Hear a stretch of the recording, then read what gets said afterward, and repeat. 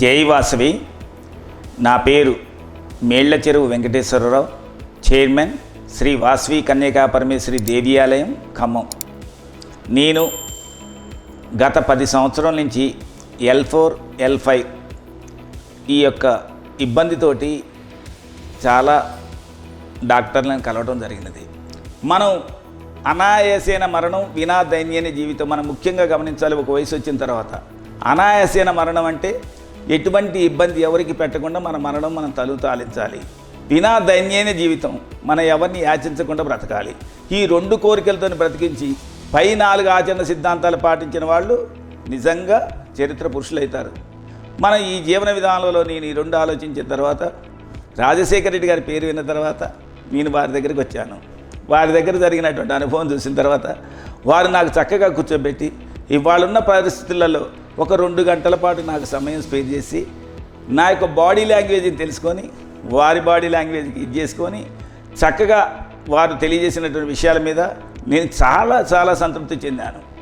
సంతృప్తి చెంది కనీసం అక్కడ ఒకటే, ఇది నా కుటుంబ సభ్యులకి తెలియజేయకుండా రాకూడదనే ఉద్దేశంతో నేను మెంటల్గా ప్రిపేర్ అయిపోయి నేను సర్జరీకి వస్తాను. కాకపోతే నా శ్రీమతికి, నా కొడుక్కి, నా వెల్వేషర్స్కి ఒకళ్ళిద్దరికి తెలియజేసి వస్తాను సార్ అంటే, మీ ఇష్టం, అది మీ ఇష్టంకి వదిలేశానని చెప్పి ఆయన చాలా చక్కగా చెప్పి చక్కగా మనకి ట్రీట్మెంట్ ఇవ్వడంలో ఎంత ట్రీట్మెంట్ ఇచ్చారని కాదు, ఆ యొక్క కౌన్సిలింగ్ విధానం నాకు చాలా నచ్చింది.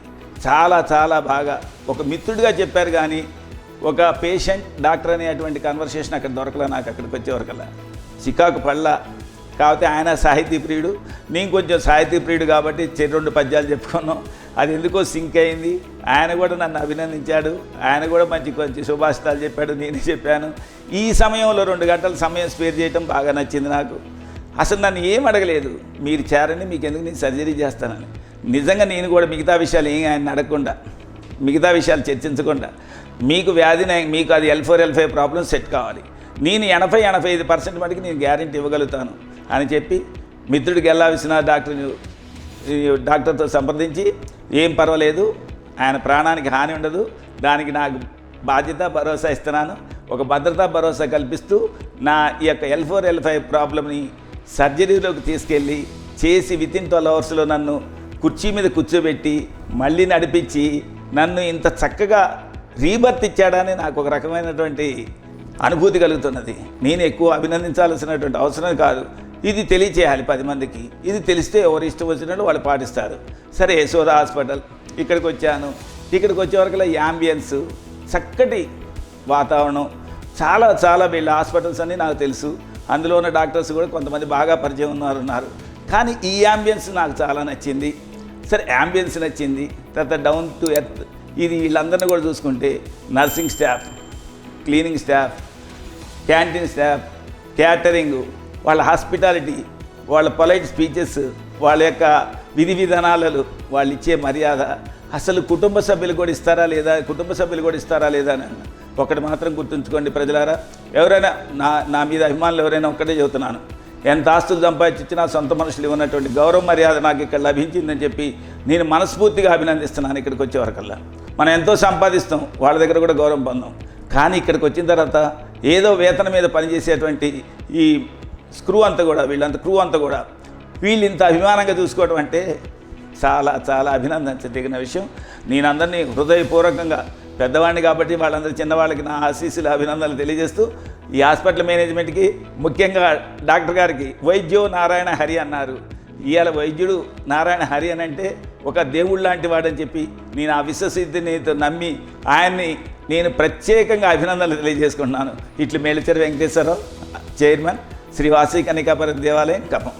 మేళ్ళచెరువు వెంకటేశ్వరరావు గారు 4 రోజుల క్రితం నా దగ్గరికి వచ్చారు.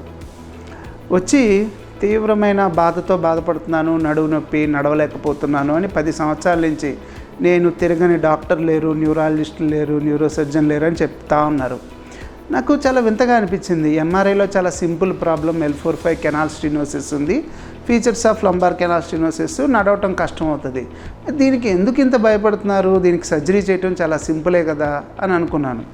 కానీ మాట సందర్భంలో ఆయన యొక్క నీడ్స్ ఏంటి, ఆయన అవసరాలు ఏంటి, ఆయన ప్రొఫెషన్ ఏంటి, ఆయన యొక్క పబ్లిక్ లైఫ్ ఏంటి అని అర్థం చేసుకున్నాను. దాంతోపాటు ఈయనకి పబ్లిక్లో పని ఎక్కువ ఉంది, తిరగాలి, చేసుకోవాలి.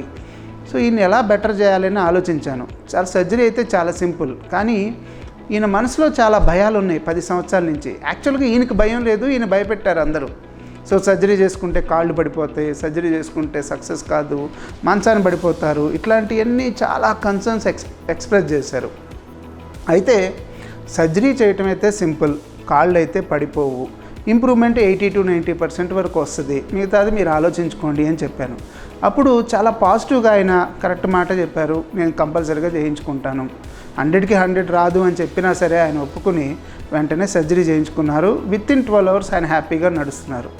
సాధారణంగా ఈ వయసులో ఉన్న వాళ్ళకి ఈ ప్రాబ్లం చాలా కామన్, కానీ సర్జరీ అంటే చాలా భయం.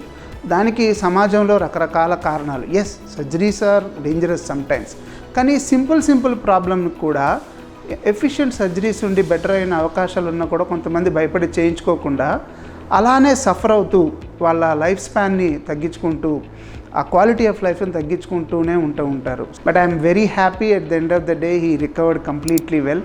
Within 48 hours he is going home without any difficulty and he is much relieved of his symptoms. So my say on this is, elderly people should not worry about the spine surgeries anymore. They can be conducted very easily and safe and without any major complications. Yes, sometimes there could be rare incidents which will frighten the people, but in experienced hands and good infrastructure and good patient selection, this should be very negligible. So ఒకవేళ surgery కనుక అవసరమైతే భయపడకుండా surgery చేయించుకోవడానికి ముందుకు రావాలని నేను సూచిస్తున్నాను. కొన్ని సందర్భాల్లోనే స్పైన్ సర్జరీస్ అనేవి రిస్క్ ఉంటాయి, కానీ 99% అవి సేఫ్గా ఎఫెక్టివ్గా మనం చేయగలుగుతాము. కాబట్టి 60-70 వయసు దాటిన వాళ్ళల్లో కూడా స్పైన్కి సంబంధించిన సర్జరీలు చాలా చక్కగా రిస్క్ లేకుండా మంచి రిజల్ట్స్తో చేయగలిగిన ఈరోజు అనుభవం, టెక్నాలజీ, ఇన్ఫ్రాస్ట్రక్చర్ అన్నీ ఉండి పేషెంట్స్ దీన్ని అర్థం చేసుకుని వాడుకోవాలని నాకు అనిపిస్తుంది. అదే మీకు చెప్పదలుచుకున్నాను. Thank you.